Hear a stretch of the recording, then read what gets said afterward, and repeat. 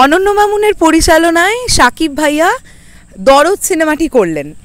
যদিও দরদের আগে previous record যেগুলো আছে শাকিব খান এবং অনন্য মামুন, যেমন আমরা দৃষ্টান্ত হিসেবে বলতেই পারি নবাব এলএলবির কথা, সেখানে একটা অদ্ভুত রকমের ঘটনা ঘটেছিল, তোমরা সবাই জানো, আমি আর রিপিট করছি না।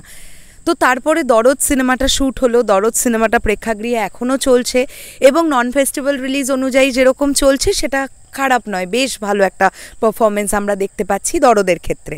এখন ব্যাপারটা হচ্ছে, তোমরা নিশ্চয়ই আমার সঙ্গে এটা একমত হবে যে পাবলিক, আম জনতা, তারা এখনও পর্যন্ত কিন্তু মামুন ভাইয়ার ওপরে একটু অভিমান করে আছে।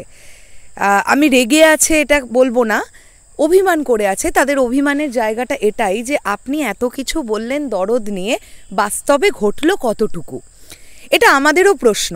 সবচাইতে বড় প্রশ্ন যেটা, সেটা হচ্ছে দরদ একটা প্যান ইন্ডিয়ান সিনেমা হয়ে ইন্ডিয়াতে মুক্তি নেই। আমি রিপিট করি, দরদ একটা প্যান ইন্ডিয়ান সিনেমা হয়ে ইন্ডিয়াতেই মুক্তি নেই। এটা কেমনতর প্যান ইন্ডিয়া সিনেমা, আমরা আজও পর্যন্ত দরদ দেখতে পেলাম না। এরকম একটা অবস্থায় গতকাল দেখলাম হঠাৎ করে অনন্য মামুনের একটি স্টোরি, যেখানে তিনি একটি স্টোরিতে ছবি দিয়েছেন এবং সেখানে শের লেখা আমরা একটা 4 চাকা গাড়ি দেখতে পাচ্ছি এবং একটা এডিট করা ছবি দেখতে পাচ্ছি। তো এই শের ছবিটা দিয়ে উনি কি ইঙ্গিত বোঝাতে চাইলেন যে শাকিব খানের সঙ্গে আবারও খুব তাড়াতাড়ি শের সিনেমাটা হতে যাচ্ছে অনন্য মামুনের ডিরেকশনে, শাকিব ভাইয়া সেখানে নায়ক। কেননা দেখো, শের সিনেমাটার যে বাজেট শুনছি, যে বড় গ্র্যান্ডারে ছবিটার নির্মাণ হবে, এই মানি ব্যাক গ্যারেন্টি একমাত্র একজনই দিতে পারেন বাংলাদেশ থেকে, তিনি the one and only megastar Shakib Khan. এছাড়া আর এই মানি ব্যাক গ্যারেন্টি কারোর পক্ষে দেওয়া পসিবলই নয়। এবং এই ছবিটাকে অনেক বড়োভাবে নাকি ভাবা হচ্ছে।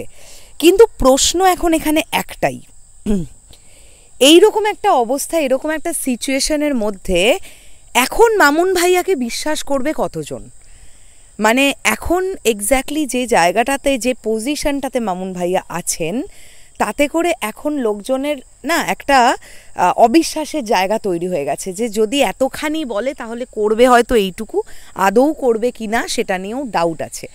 সো আমার মনে হয় আমরা যারা সাকিবিয়ান ভাইরা বোনেরা আছি, দেখো এখন শিওর শট প্রজেক্ট যে দুটো আছে, একটা হচ্ছে বরবাদ আর একটা হচ্ছে তাণ্ডব। আমরা আপাতত এই দুটো প্রজেক্ট নিয়ে খুব বেশি করে কথা বলবো, আপডেট তো আসবে, বরবাদের প্রমোশন শুরু হবে। আপাতত শেড নিয়ে অনেক বেশি কথা এখনই বলার দরকার নেই। সিনেমাটা বাস্তবে যখন আমরা হতে দেখব, এবং শুধু হলেই হবে না, কিন্তু ছবিটা ভালোভাবে শ্যুট হলো, ভালোভাবে মেকিং হলো, ইত্যাদি ইত্যাদি যা হলো, ছবিটার প্রমোশন যদি ভালো না হয়, ছবিটা যদি ছবির মতন করে মুক্তি না পায়, তাহলে কিন্তু এই বারংবার মেগাস্টার শাকিব খানকে নিয়ে কাজ করে অনন্য মামুন ভাইয়া যে সিচুয়েশনটার মধ্যে মেগাস্টারকে ফেলেন, কেননা একটা কথা দাঁড়িয়ে এটা অবশ্যই আমাদের সবাইকে মানতেই হবে যে মেগাস্টার শাকিব খান, তিনি একটা সিনেমায় কাজ করলেন, তিনি তার রেমুনারেশন নিলেন, ব্যাস হয়ে গেল। এটা তো একটা ওই কাগজে কলমের ব্যাপার হয়ে গেল। কিন্তু মেগাস্টার কাজ করছেন, কার ডিরেকশনে কাজ করছেন, সেই সিনেমাটা কেমন হলো, সেই সিনেমাতে মেগাস্টারের অভিনয় কেমন হলো, সেই সিনেমার প্রমোশন কেমন হলো, এই সমস্তটা নিয়ে আলোচনা হয় এই কারণেই, কারণ তিনি মেগাস্টার। তাই আমি ব্যক্তিগতভাবে চাই যে আপাতত 1-2 বছর থাক না, 1-2 বছর পরে আবার মামুন ভাইয়ার সঙ্গে কাজ হোক শাকিব ভাইয়ার, এটা আমার ব্যক্তিগত মতামত। আমি কিন্তু নেগেটিভিটি করব বলে বলছি না, আমি আবার রিপিট করি, আমি চাই অনন্য মামুনের ডিরেকশনে শাকিব ভাইয়া বারবার আসুক, 1-2বার কেন, বারবার আসুক।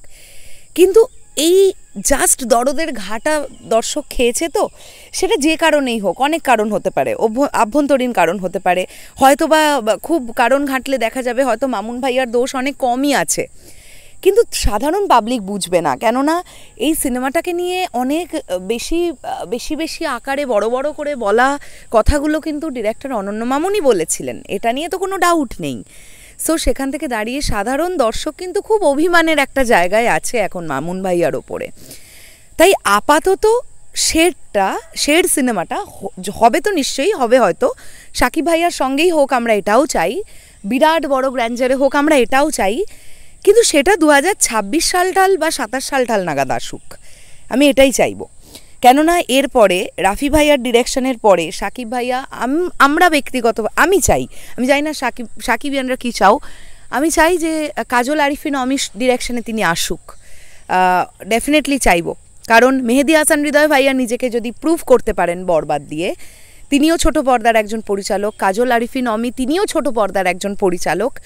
সো এই যে সকল ডিরেক্টরের পেটে না খুব খিদে, তারা চান ভালো ভালো কাজ করতে, আমার মনে হয় যে ভাইয়া তাদেরকে স্কেডিউল দিক, আগে তাদের সঙ্গে কাজগুলো হোক, যাদের সঙ্গে একবারও কাজ হয়নি। মামুন ভাইয়ার সঙ্গে তো কাজ হলো, তো 2-3টে কাজ হলো তো, তাই না? তোমাদের কি বক্তব্য থাকবে এই বিষয়টাকে নিয়ে? কমেন্ট করে জানাতে পারো। চলো শেষ করলাম ভিডিওটা, দেখা হচ্ছে আবার খুব শীঘ্রই। তাহলে এখনের জন্যে টাটা।